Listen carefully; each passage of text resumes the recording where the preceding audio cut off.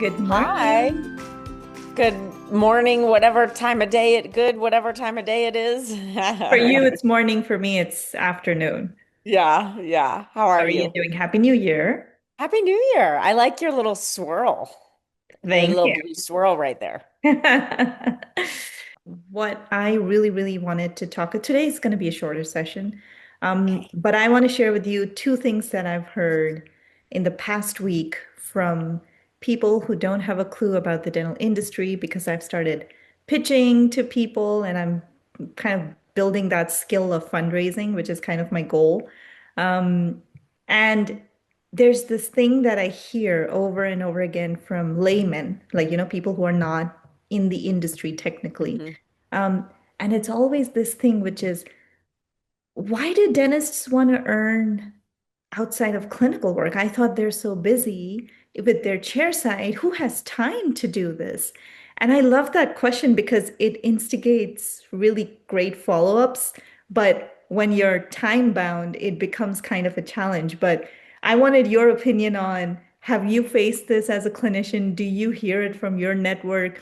How do we help people understand what dentistry really is compared to what the perception of this profession is? Let's start there. I love it. Go for it. Oh, we're doing it. Yeah, we're doing it. Oh, Go. amazing. Okay, Yeah. yeah. So, well, I wrote a blog post, I think it was in 2012 or something, that in the US News and World Report, being a dentist was the number one job in, I think, the US. It was considered the best job. Yeah. And I wrote this blog post that was like, really? And Yeah. actually, I think it was my post called The Pros and Cons of Dentistry.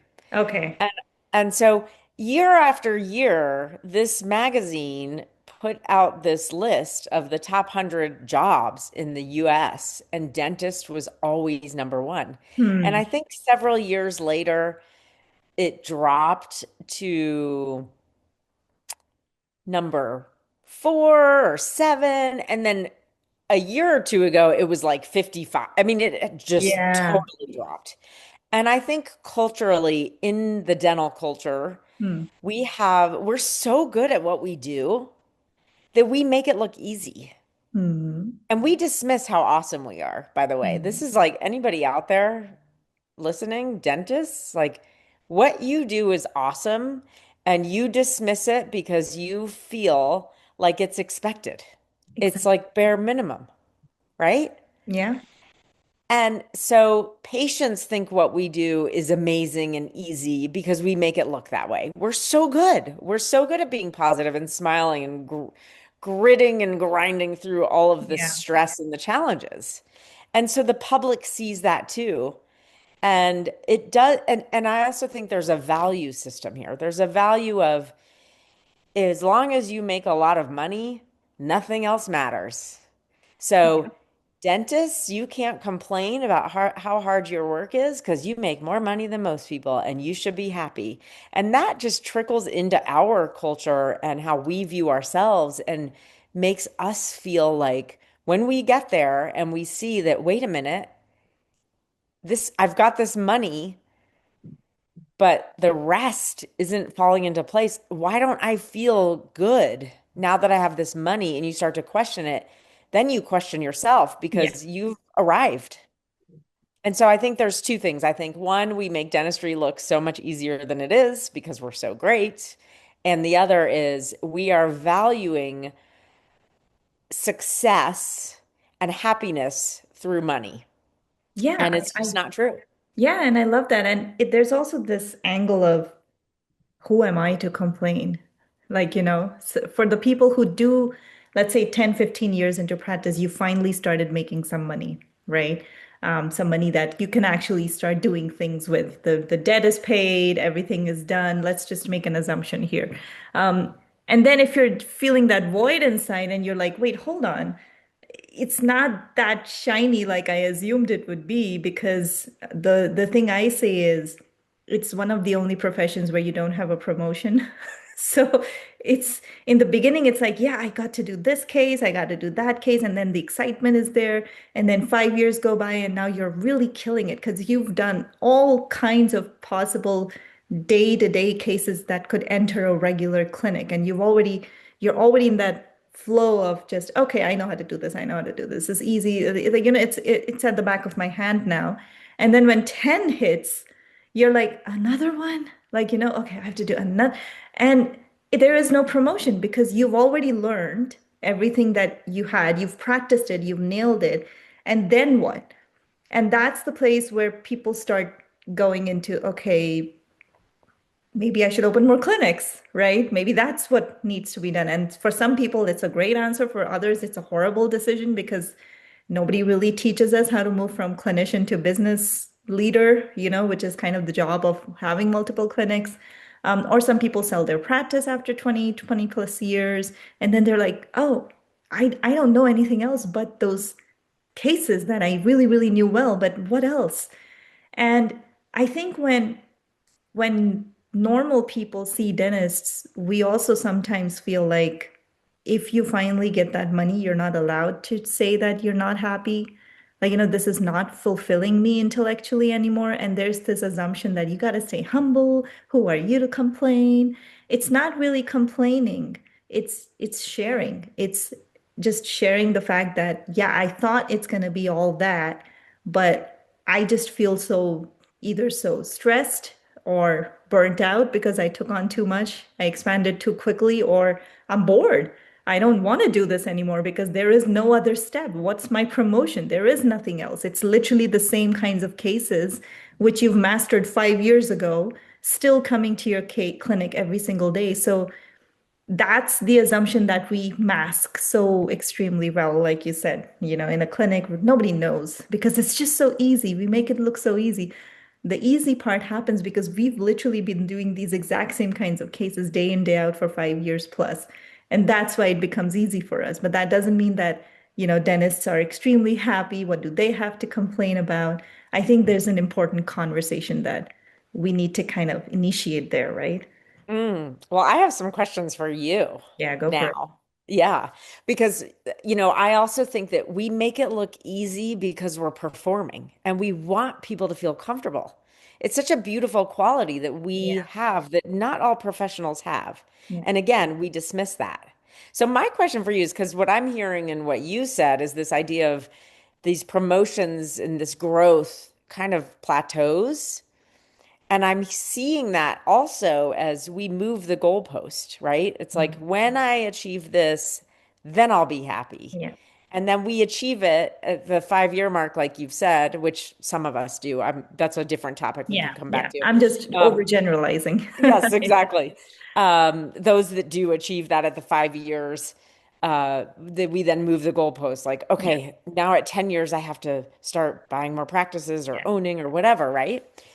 What do you think is behind moving this goalpost? Oh, that's so deep, man. Sorry, I always go there. It's the new year. I'm fresh. I got this. What's behind it? I think it's human behavior. It's human nature. As humans, we want to be seen as someone who is growing, who is achieving more in life, because I think sometimes we equate growth with stability. And the second part of the equation is what we have defined as the norm socially if you do happen to start finally earning money. So, what are the typical behaviors that any human being does? You would end up purchasing property, you would end up purchasing cars, you're going to go into a certain behavior, and then debts start adding up. And then you're kind of in that loop that, okay, now I got to keep doing this so that I can fulfill those other things I've purchased. Because purchase is the one thing that we want to do once we finally get that stability and we want to show people that I am stable. And I think that takes up probably half a decade of our lives or more for some people. So that's the goalpost because we're always the next goal posted. Oh, I live in a single bedroom. I want the 3 bedroom. I want that that other thing, like, so I'm going to work, work, work, work because that's the goal. And then when you get that bigger one, you suddenly realize, oh, okay, so now I got to take care of this because it's easy to buy, it's harder to maintain. It's easy to reach the goal, to maintain it, and to feel that fulfillment is rather short-lived. So sometimes I see these patterns that it's not really the human's fault. It's just how society has structured itself. Um, and just from my example, me and my husband we call ourselves anomalies because we don't have debt. We didn't purchase a property. He's in his early 40s. We just took that decision, and I am yet to meet more people who are in that group because we just decided that we're not going to do that. We're going to travel. We're going to use our money for different purposes. But that realization only happened because we saw others getting into that cycle of now that's the goal, then you're working, working to achieve that. And then you always set something bigger, and then you're working, working to achieve that. But you're killing yourself in the middle because you don't love the job you're doing, but because you set that goal, whatever that goal is, now you're just doing it like a robot. So that's my one of my assumptions there. What about you? Yeah. Well, I think that you're right. Like, yes, this is human nature. It's probably uh in in it's what's the word I'm trying to think of? It's probably ingrained in our DNA that we Yeah. want to be a part of our community and we want to be important and special and helpful. But I think it's about safety a lot. Mhm. I think we're taught that the more we earn, the more we have, the safer we'll be. Hmm. I mean, yes, it is about doing nice things and having nice things. But I also think there is that safety component that, at least it was for me, like what will happen? There's no way I can make less than what I make. What will happen? Yeah. And so we're taught things that might not actually be true. One thing I learned was I did have to let go of a lot of my income. Mm. And not only was I fine, but I was happier and Yeah. I actually worried less about money. Yeah, exactly. That happened to me too. Isn't Same thing that happened. weird? Yeah. So it's all up here. It's like, it's not really about It's the an money. It's about, illusion. it's an illusion. Yeah. There's a book I love, Kyle Cease, right? It's called The Illusion of Money. Highly recommend it. Yeah. And um, you would never think that you could earn less money and still be safe and worry less. I mean, when I had the money from my dentist income, I was way more afraid of losing it. Mm. And it was because I was defining success, like, or I was seeing success as my pathway to happiness. Yeah. And there are actually studies that show that happiness comes before success, Yeah. Happiness is right? the day to day. Yeah. So when we say, I'm going to achieve this and then I'll be happy, it's what we're all taught. But when we choose that, that's why we keep moving the goalpost because we're never present. Yeah. We're always in the future because we're never happy now. It's like, oh, then I'll be happy. And if we can practice like you and your husband did, it's like you be intentional, you practice. It's not easy. We have to undo all of this old Oh yeah. learning. Oh yeah. Then you can start to practice like this is I've reached the goalpost. Oh my Yeah. gosh, well, let's be happy. And then Yeah. being happy now, and then trusting that the safety is going to come as much Yeah. as it can, and that the success is going to come because it Yeah. really is how it works. But And our culture just doesn't teach that. yeah, and that's the whole point of unlearning all that. But just a disclaimer here that this concept works best what you and I said when you have savings, when you've got enough money in your bank account to actually live comfortably at least for a year, right? So that's when this realization comes in. If anyone is in that situation where they have to take care of other people or they have a lot of mouths to feed or they're in a financially stressed situation, then it doesn't fit the bill because then it's a different goal. It's just I have these responsibilities that I need to complete, and therefore that is the goal. So I will keep working so that I can meet this different goal. Um, but we're talking more about those slightly more comfortable years that come as you mature in a clinical practice after a decade plus um, of doing that job.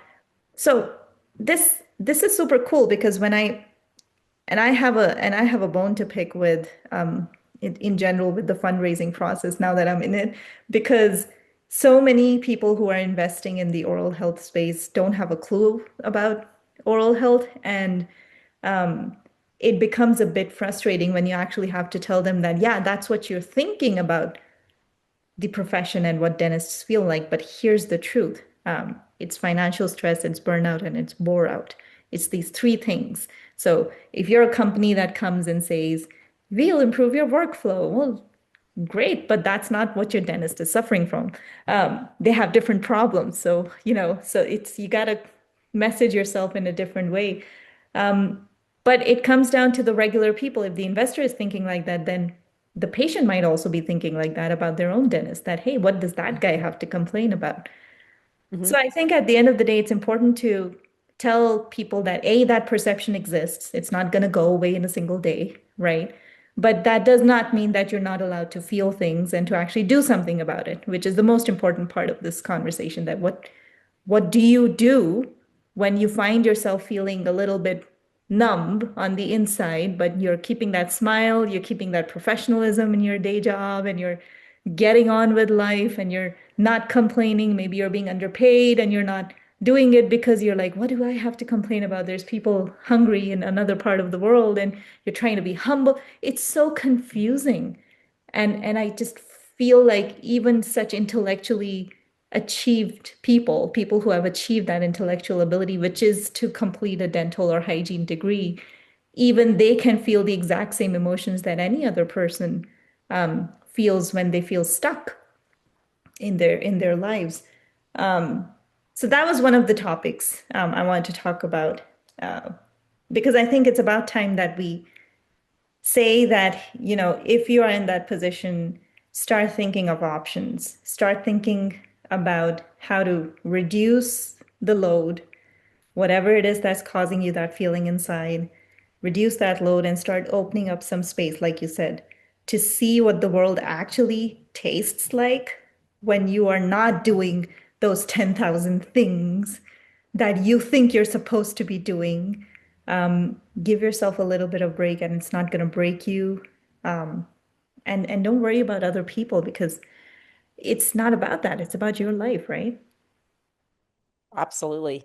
And that's, you said confusion. This is what I see all the time. Mm. The confusion is because we're thinking our way, we're such good thinkers and we're logical people, and this is how we got here.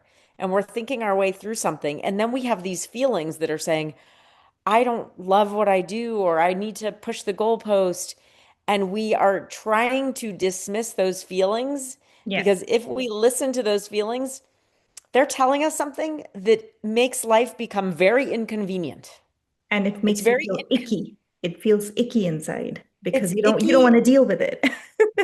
Yes, because it's inconvenient Yeah. to say, I've invested my whole life in this and now I have to change because this is what my feelings are telling me, right? So we push them down and then they keep fighting. It's like your heart and your brain are fighting each other constantly and you cannot get clarity. Yeah.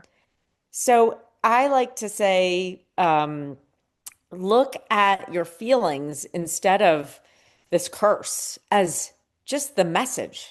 Yeah. What is this trying to tell me? Because that's what all our feelings are doing. They're trying to tell us something. If we're happy, if we're excited, if we feel alive, then things are right for us. If we're sad, if we're anxious, something is wrong, and continuing to do the same thing is not going to make that go away. Yeah. Something needs to change. Yeah. And I also want to add one more point to that. Um, in India, for example, we produce doctors like insane. Like, we have so many doctors and engineers. It's what the country is known for. So the thing that happened in India is that you have the government system and then you got the private universities. And most people who become dentists are coming out of private universities because you can only have so many government institutions to teach dentistry. Government is super cheap, like, relatively. And private, you have to pay like huge sums of money just to get that degree, but nothing compared to the United States. And sometimes I want to bring this point up. I think part of that equation of why we feel guilty is because a small little devil inside of our heads is sitting in our shoulders, on our shoulders, and saying that, you spent how many $1,000s on getting this degree? And then you're like, you're gonna, like, and I think that money price tag of the degree also hinders and adds to that confusion because you're feeling guilty that if I spend so much, and it's the same in India because people who come out of private, they have the same issue. Because in India, it's even a step ahead because your parents sometimes in Asian cultures, your parents are taking on the load of paying your educational fees. And then the kid is like, you're not a kid anymore. You're like all grown up now, but you're Yeah. feeling that void. You're like, but they spend so much, or I spend so much, and how can I do? I just want to say, I get you. We've been there, but it's okay to pivot, and you are not defined. That career is you. It is a strong part of you.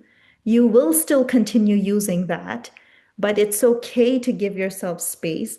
And you've already achieved that goal, and now it's time to move into the next best thing for you, which may or may not be something different, right? From whatever it is that you were doing, right? So within the same industry or outside of the industry, who knows?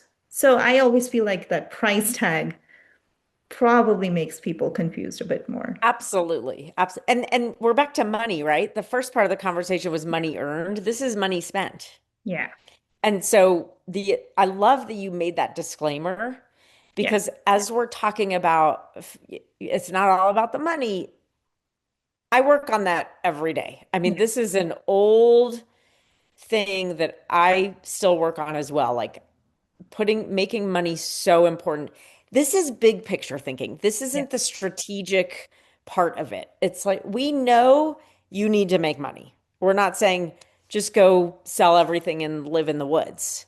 We get it. I get it. It's so money still is important when we're talking about letting go of like this ROI. I need to have a return on my investment. This is big picture thinking. When it comes to strategy, you can combine that big picture thinking with the short term strategy of, okay, I know for now I need to make this much money, which means I have to work 3 days in dentistry or four yeah, days or whatever. As I'm planning, this is why I love the side gig yeah, because it gives you that safety that balances the realistic need for money with the dreaming, exciting release of it. yeah. And Exactly. then you just can Finding that create more of balance. what you want. And then later you get the money. The Yeah, money can come later. exactly. And I think that that's the scary bit, isn't it, for most Mhm. people? That's the scary bit. Um, Safety. yeah, exactly.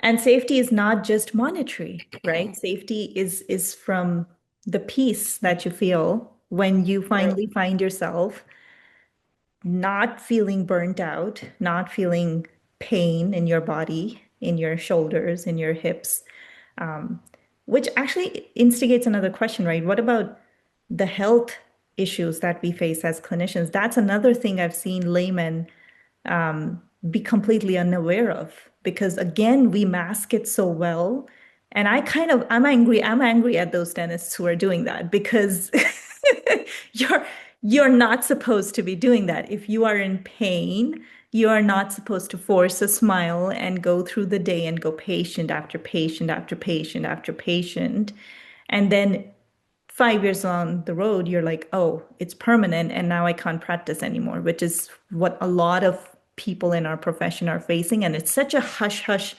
under the radar phenomenon that's happening, and nobody's even bringing it up here. So, have you seen people who've gone through health issues because of the profession? What would you say to anyone who's not a dentist that, yeah, this is what actually is the toll that this profession takes on the body?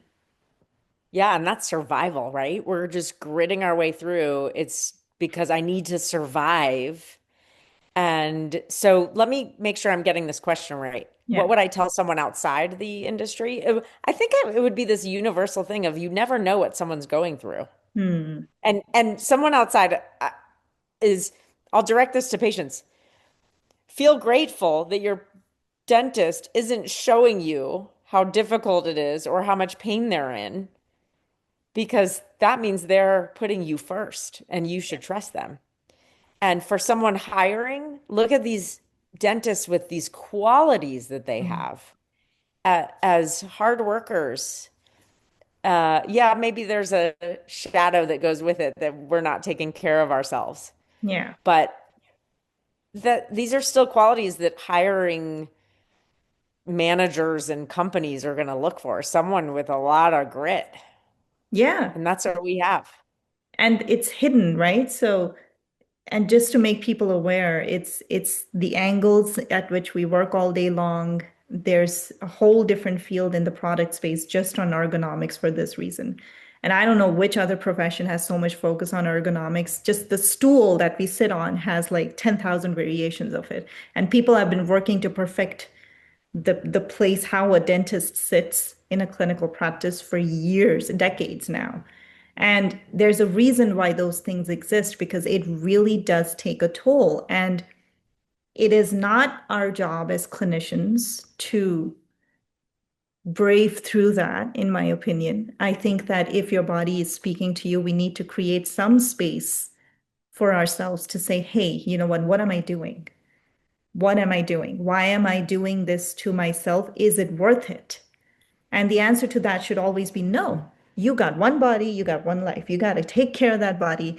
And in order to do that, you got to create some distance between whatever is causing that to your body and you, right? So I think it's extremely important. And I know this was one of the topics we wanted to discuss in our last session, which was we got to talk about the health issues that clinicians and Mhm. like dentists and hygienists go through, which is part of the problem of people leaving the profession. And people assume, oh, they must have been so rich they sold their practice. They're out now, and who knows? Like there's a lot of things you don't know. There's a lot of things Mhm. you don't know of what actually is happening in the background. Um, but yeah, I think it's important. Let's end this session by saying that there are ways to heal. There are ways to grow out of that old version into the new version of ourselves. And the first step, if you had to say, what are the key advice or steps that you would tell anyone who's resonating with what we spoke about today, what would you tell them? I would tell them that just what you said about the physical part of it is we are neglecting ourselves, or if you are neglecting yourself physically, mentally, emotionally, spiritually, it's all the same. They're all equal. So that when you can start, this goes back to the feelings, start paying attention to how you really feel. Because when you dismiss it, you are actually leaving like a toxic environment in Yeah. your physical body. And it's only so sustainable. And we all get to choose. You are not stuck. You have, like you said, this one beautiful life. You get to choose. Yeah, and there are options. You have created options. I have created options. If anybody is feeling like they need to talk to someone who's been through it, like me and Lola, we raise our hands.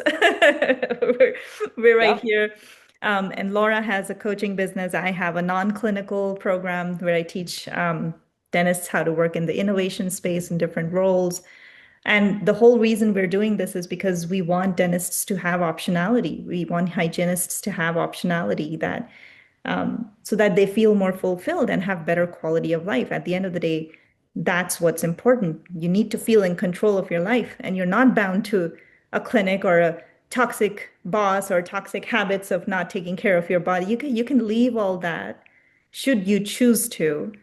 And then now that it's the first session in 2026, why not make that your resolution if you're there? Like, try and use 2026 to make that new version of yourself. Tap into the resources you've got and just make that change. Love that. Yeah. Well, that's about it. Thank you, Laura. Thank you, Namrata. Don't you love how I say your name now? I got it. I feel You like I've you got it. always got it. You always got it. I'm the person who messes up with names. I just sometimes say something and then I'm like, wait, no, that's not the name. It's the perfectionist in me. It's so weird, but it is what it is.